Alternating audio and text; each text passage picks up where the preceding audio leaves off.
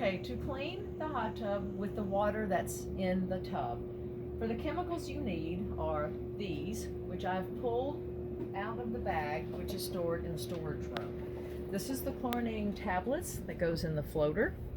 This is the shock total alkalinity increaser, and your test strips and the floater. There's instructions also of what I've talked about that's also in this bag.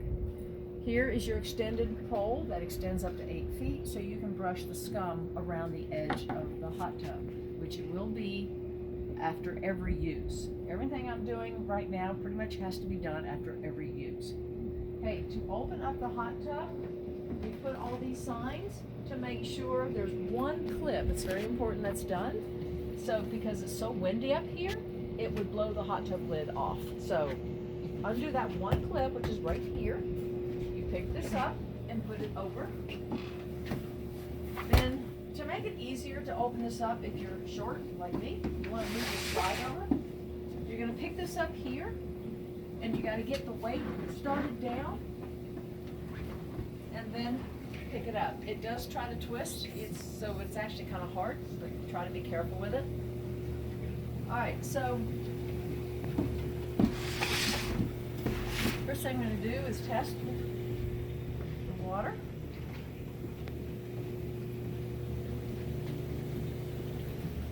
So this is after a weekend of clients.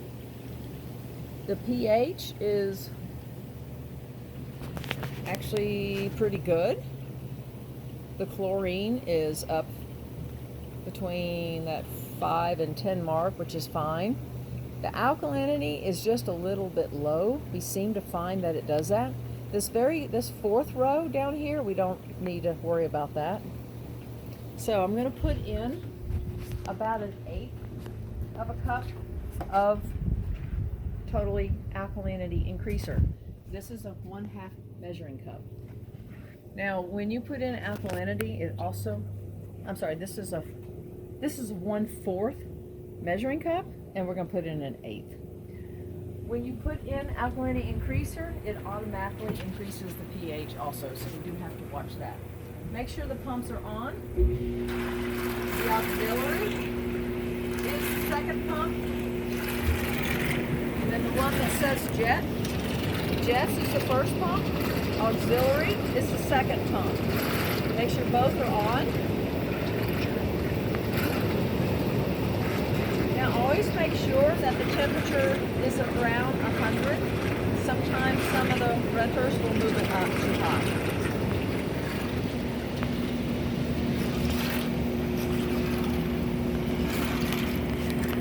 Every time in between each renters, you must put a cap full of shock in.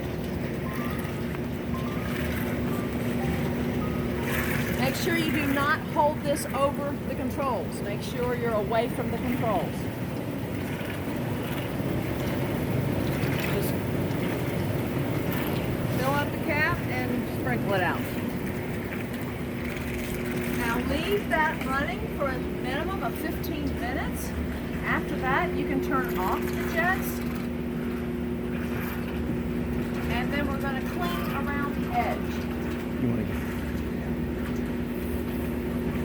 want to just go ahead and do it? So I'm going to go ahead and turn them off right now so I can show you about cleaning. Now, when you turn off the jet button, there's a small jet that stays on. It goes on and off by itself. It has to have that when it needs to regulate the temperature. So you're going to use this.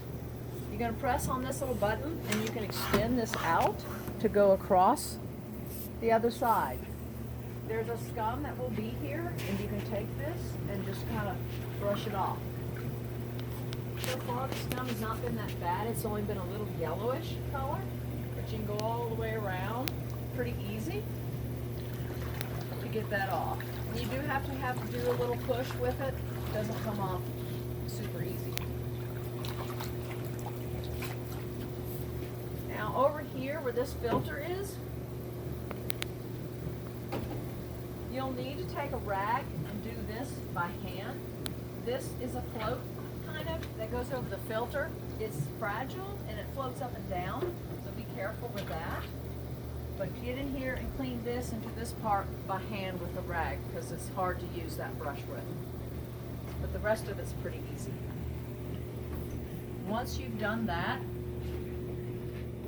you want to get the chlorinating tablets and open them up.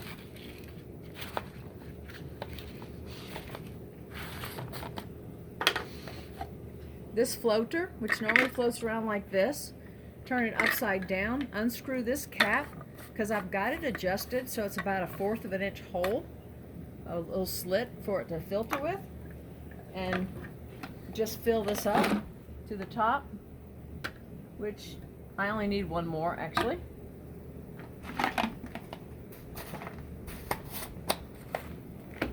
And screw the lid on. And put it back in the tub. And that's all it takes. It's very easy. Doesn't take any time at all.